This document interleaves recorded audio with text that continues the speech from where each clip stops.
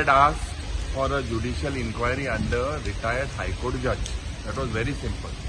Secondly, we had said that जे थिंगा compensation करपाक जाय सरकारान आनी जोरी तर सरकार compensate Kareena, then the Congress party would compensate.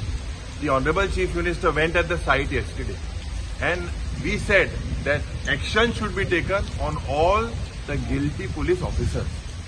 So he went there in the middle of the night. Okay, it is a good thing he's done somehow, but I feel that today he dadagiri, he hukumshai, he gundagiri, ये भाईले दिल्ली वाले वो भाईले स्टेटी वयले हिंग येता land shark आसा गांव थिंगा जमीन इतली मारोग जाल्या आनी सगळे दिल्लीचे मनीस येवन थिंगा हे जे एक माफिया लँड माफिया थिंगा हे चलता. This is definitely with the blessings of politicians and police.